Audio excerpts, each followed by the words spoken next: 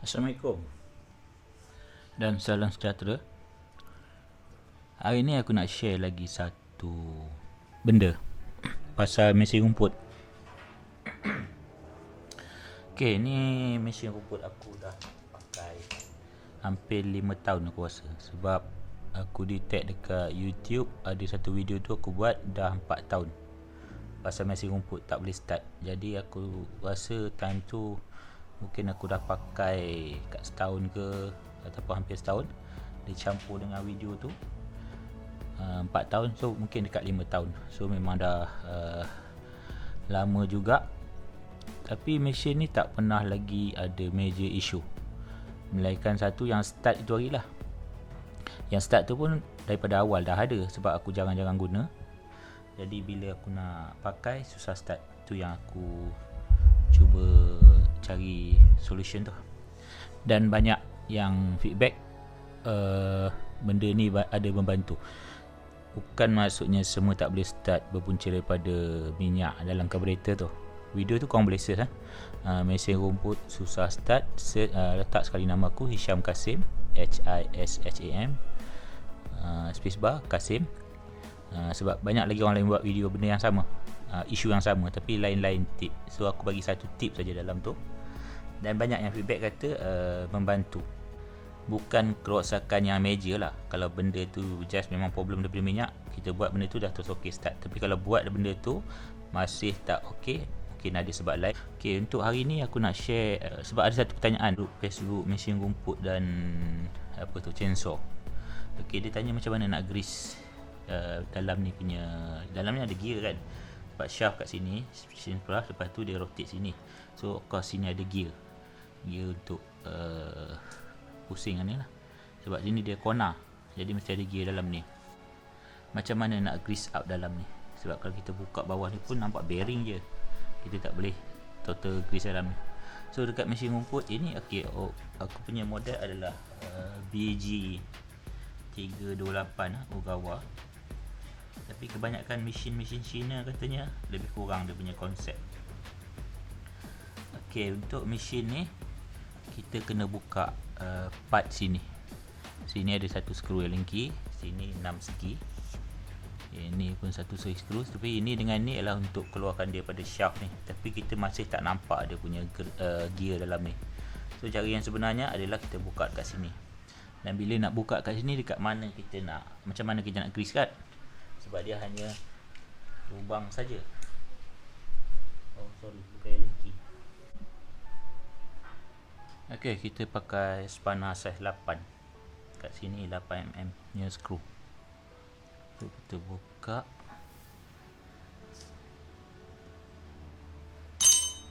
Better cleaning dulu untuk rumput.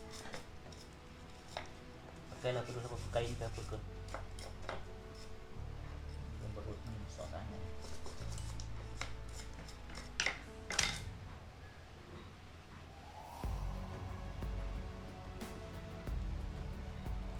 Ini sebenarnya aku nak tunjuk, tapi sebenarnya aku dah isi dah sebelum ni.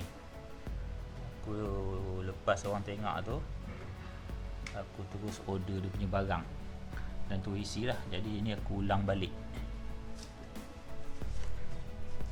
So grease dia banyak jenis lah grease yang ada jual kan. Ada yang dalam botol dan ada yang dalam tube.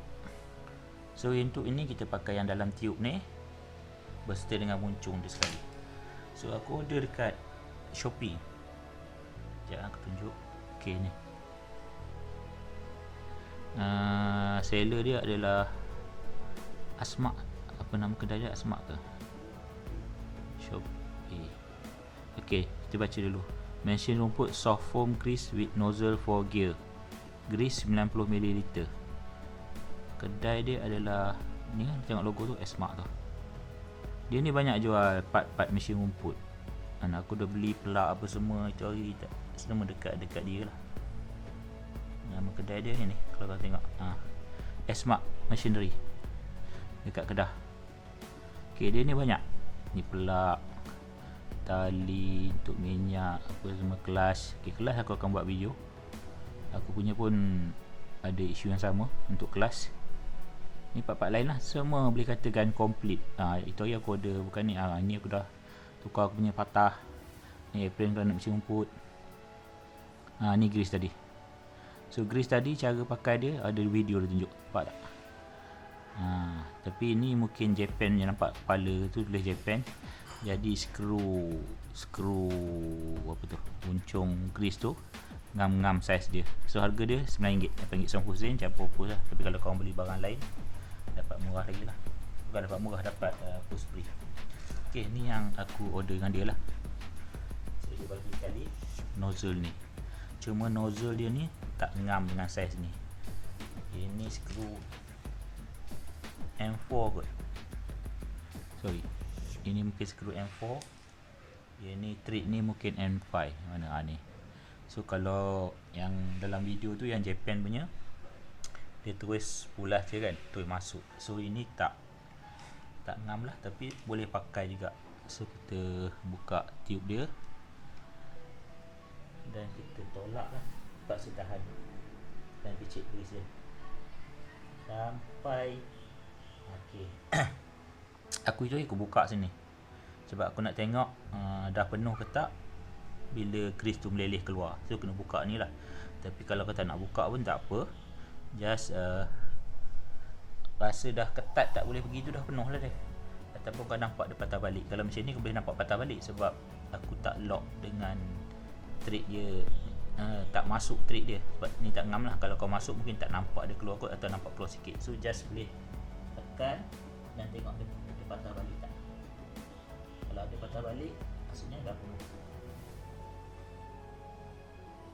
Ok, nampak tak?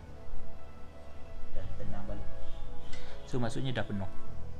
Selagi kau boleh pump, dia masuk dan tak ada yang tendang balik, maksudnya dia belum penuh lah. Tak banyak pun visi tu. Dalam banyak mana? Mungkin banyak ni je. Alah, mana video? Ok, sorry. Aku isi tu mungkin banyak ni je sebab ini baru sekali isi dan dah ada lagi. Mungkin 1/4 pun tak sampai daripada total tube ni. Mungkin boleh pakai 5 kali, 6 kali. Tapi 5 tahun aku pakai ni, aku tak pernah lagi. Tak pernah bubuh grease dalam ni. Tapi aku rasa dalam tu memang dah ada grease.